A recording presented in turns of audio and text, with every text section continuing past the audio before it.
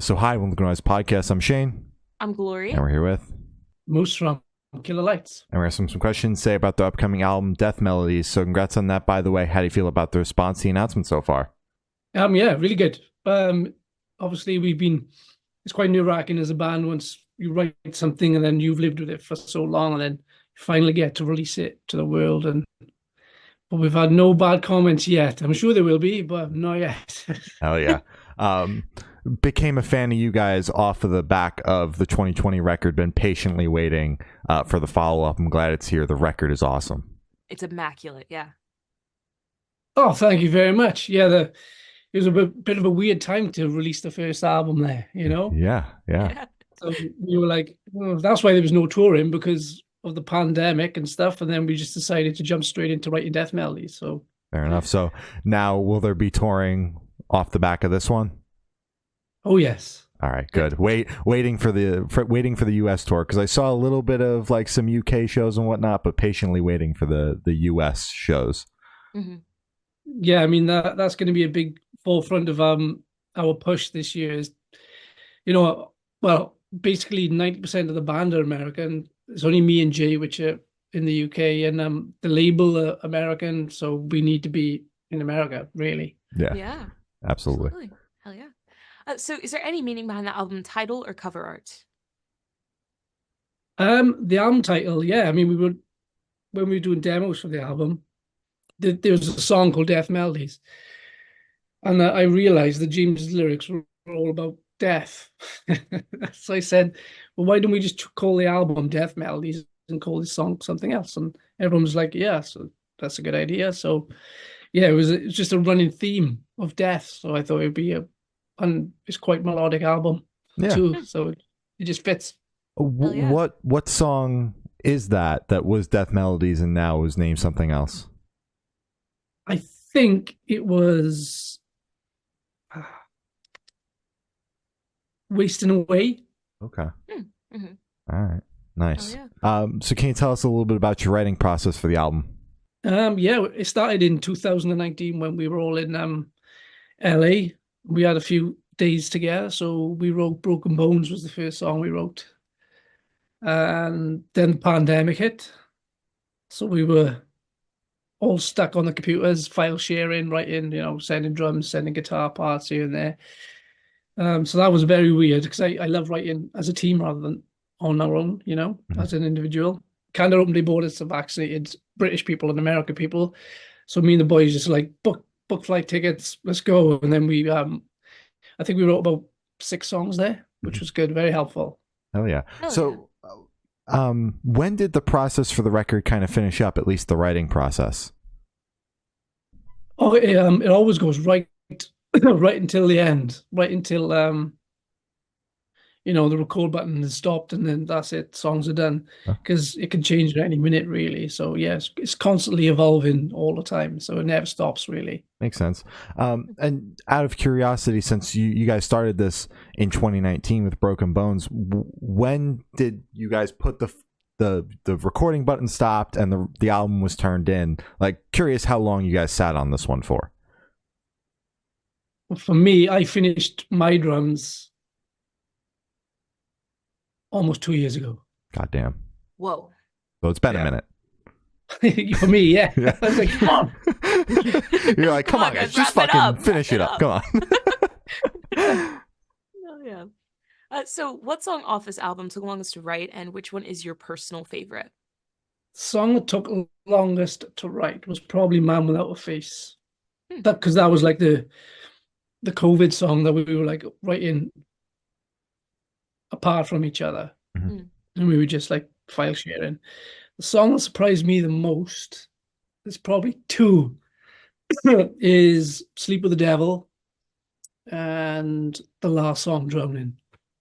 Nice. Because I remember when I heard the demos and I was just like, whoa, this is something very, very special here.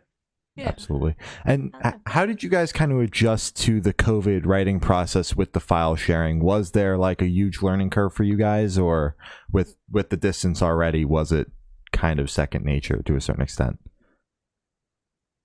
Yeah, definitely a bit of frustration from my part because I'm like, I'm 43 this year, so I'm getting quite old. So me and technology are like not best friends. Fair enough. I had to like individually punch my drum beats in like one finger at a time. So it just took me for hours when I could have just played it in 30 seconds, you know. Yeah. So Yeah. that was the most frustrating part for me. But yeah, I did actually learn a lot actually, which was good. That's good. I mean, nothing beats obviously being in a room together, but definitely an interesting time for everybody, but especially bands. So Oh yeah, it's probably the scariest time of my life. Sure. for Yeah. sure, yeah.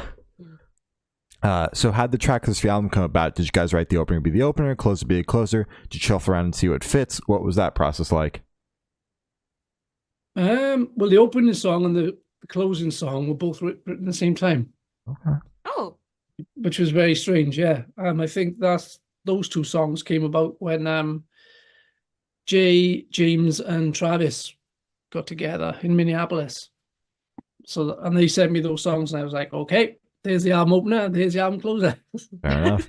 And Done and then done. is the rest of like the flow of the record just based off of vibes, or was there any sort of process that went into placing the rest of the songs? No, not really. I mean, we always just write from the heart and whatever sounds good. There's no, Travis loves. We always give Travis the job of the running order, the track running order. So I think he enjoys that. So we just give that to him. Fair enough. And you just give them the okay. Gotcha. Yeah. So would you be able to tell us a little bit about your headspace for this record? I think there was never like any headspace, but looking back on it now, I think as a group is write songs that are so good no one can ignore them, if you know what I mean. Because we felt we got a bit lost there in the COVID thing, and quite a few people were, thinking, oh, that's it, they're a COVID band, they one album and done. So we thought, let's treat this as another first album. Fair enough. Are you guys like? I'm not quite sure how to ask this. Like, how else are you trying? Is there any other way you're trying to capture people's attention outside of just like writing the best songs possible? Like anything online to like be like, we're not just a COVID band. We're actually a band that's doing this for We're real. legit. Yeah. Yeah. I mean, we're all pretty bad on social media. We're quite lazy. So, no, I just think the best thing for us to do is release the music and do the old school way of, getting on an airplane or getting on a bus and taking it around the world and showing the people how we perform them live, Fair enough. For sure. And the people that the music's meant for will find it, kind of thing. Oh, yeah, definitely. Makes sense. Sure. Yeah. So you're just letting the music kind of speak for itself. We won't see you on TikTok like doing any dances or anything. Maybe, you never know. Oh. Maybe. All right. Shit. You're right. All right. Can't deny the power of TikTok. Not like Backstreet Boys. It'd be more like taking the piss out of each other. Yeah. I love that shit. Yeah. Oh, yeah. So how do you recommend your fans to listen to this album for the first time? Should it do it in the car with friends and dark with headphones on? Is it a workout album, party album? What do you personally recommend? I don't know, man. That's a good question. I don't know. Maybe listen to it individually first, because outside sources could cloud your mind. There could be like an anti-Moose fan there or something, Yeah. All right. Yeah. The anti Kill the Lights fan base could tell you that the record sucks. So yeah. Listen to it alone. I love Bullet for My Valentine. Kill the Lights fucking sucks, man. Jesus Christ. Yeah. Oh. Yeah. All right.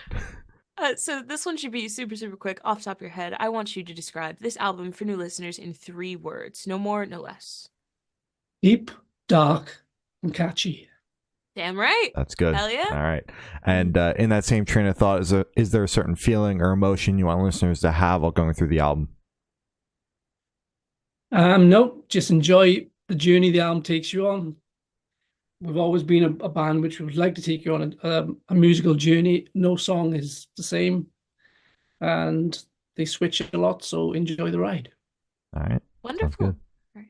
So are you able to touch on any particularly challenging or standout moments from the creation of this record, positive or negative? The negative being COVID and we couldn't write together. Mm-hmm. The positive being it's gone. and we Yeah. finally are together. And I think we've written or created a pretty good album. Yeah. For sure. All things considered, all the shit going on around it, you guys pulled off something pretty awesome in Yeah. that Yeah, process. thank you very much. Absolutely. Oh yeah. So for this question, I want you to picture you're on tour, you're at a gas station for a rest stop. What is your snack of choice? UK or America? Ooh, both. Yeah. Funyuns. Okay. Is that for? Do you guys have that? Not over here so much. You can get them like if you're lucky, but Huh. in America it'll be definitely those onion potatoes, Alright. Mhm. potato snacks, Funyuns. Oh, they're like crack. They're awesome. They're pretty good. Yeah. All right. And what's your UK choice? Probably a Greg's sausage roll. All right.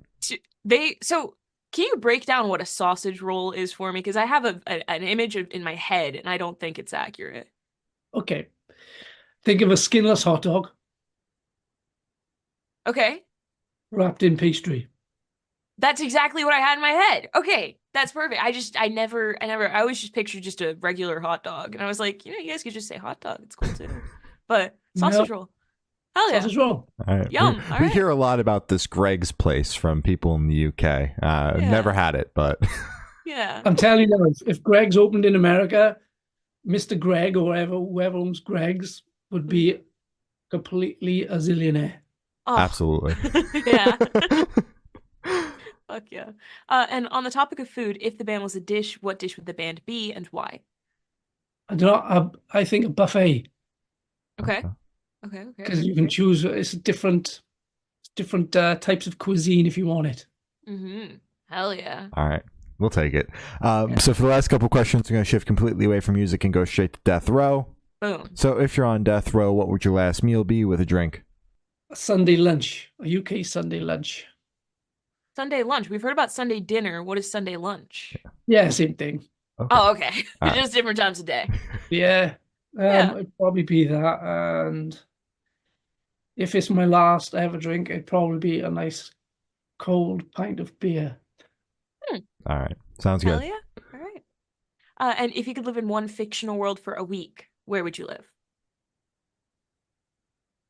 Gotham City. You'd want to live in Gotham City? Yeah, it looks awesome. It's kind of like the same weather as home, so I'd be quite. You're like, oh, it's quite cozy. Gotham City. All right. All right. I'll leave you to it. I'll leave you to it. And I've done of asking the last question. Every single person that we've spoken to has said that it is the most important question. What's your favorite color?